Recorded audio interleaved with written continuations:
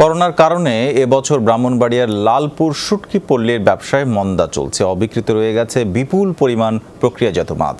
অর্থ সংকটে নতুন মৌসুমে মাছ কিনতে পারছেন না অনেক ব্যবসায়ী।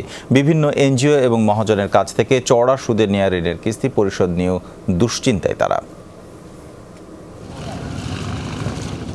মেঘনার তীর ঘেঁষে লালপুর শুটকি পল্লী। মানসম্মত হয় এখানকার প্রক্রিয়াজাত মাছের কদর আছে দেশ বিদেশে। চেপা, পুঁটি, শোল, ট্যাংরা সহ বিভিন্ন প্রজাতির নদীর মাছ শুটকিকরণ করা হয় ব্রাহ্মণবাড়িয়ার আশুগঞ্জে। চাহিদা থাকায় দেশের বিভিন্ন প্রান্ত থেকে পাইকাররা ভিড় জমান শুটকি পল্লীতে। কিন্তু এবছর করোনা সংক্রমণের পর থেকে মন্দা চলছে এ বাজারে। করোনা একদিকে মাছ নাই, এরপর সমস্যা মাছ বেচা কিনি নাই। ওমান, মালয়েশিয়া, দুবাই, সিঙ্গাপুর বিভিন্ন রাষ্ট্রের মধ্যে শুটকি পাঠাই, কিন্তু কোনো রাষ্ট্রের মধ্যে এবছর শুটকি নিতেছে না।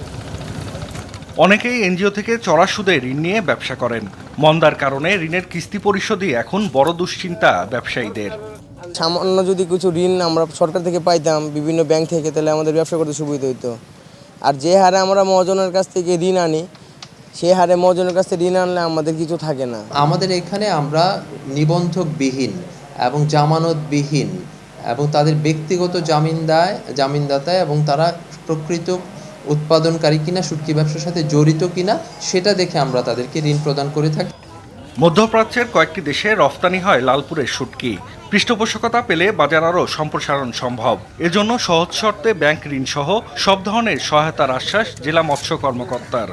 প্রয়োজনীয় কাগজপত্র সহকারে যদি তারা ব্যাংকে যথাযথভাবে আবেদন করে, আমি জেলা মৎস্য অফিসার হিসাবে আমি সর্বাত্মক সহযোগিতা করব, তারা যেন সহজ শর্তে ঋণটা পায়।